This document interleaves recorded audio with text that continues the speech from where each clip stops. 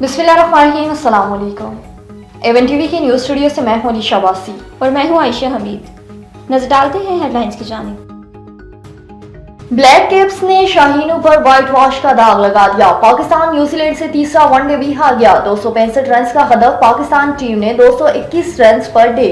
सलमान आगा 11, Usman Khan 12, Faheem Ashraf 3 run बना सके। अब्दुल्ला शफीक 33, बाबर आजम 50, मोहम्मद रिजवान के 37 रन। बारिश से मुतासरा मैच 42 ओवर्स तक महदूद रहा।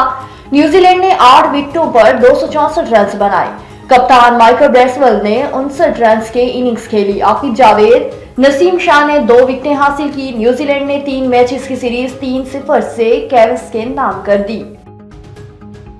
न्यूजीलैंड की तेज पिच पर बैटिंग लाइन का पोल खुल गया। अब्दुल्ला शफीक, इमामुल हक, सलमान आगा, उस्मान खान फ्लॉप। अब्दुल्ला शफीक के 3 मैचेस में 23 की औसत से 70 रन, सलमान आगा ने 26 की ईवी से 78 रन स्कोर किए। रिजवान के 3 इनिंग्स में 24 की औसत से 72 रन। बाबर आजम 129 रन के साथ पाकिस्तान के कामयाब बैटर रहे। कौमी बैटर इमामुल हक बैटिंग के दौरान इंजरी का शिकार हो गए। रनिंग के दौरान फील्डर का जोरदार थ्रो चेहरे पर लगा। Imamul Haq connection test clear करने में नाकाम हो गए।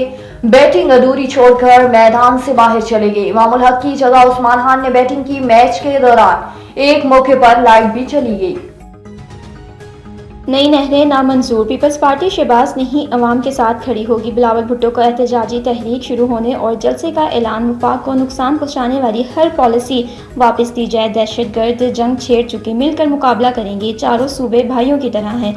मुत्तहदिद हो जाएं तो तमाम साजिशें नाकाम बना देंगे। मुल्क तोड़ने वालों को पाकिस्तान कांपने के नारे से जवाब देंगे।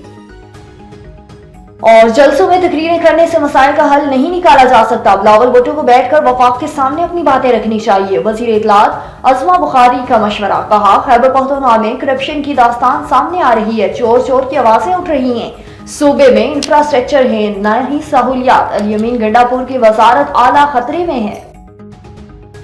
एवन टीवी के न्यूज़ स्टूडियो से फिर वक्त इतना ही। मजीद खबरों और अपडेट्स के लिए देखते रहिए एवन टीवी। A1 TV, सब पे नजर, अंदर की खबर।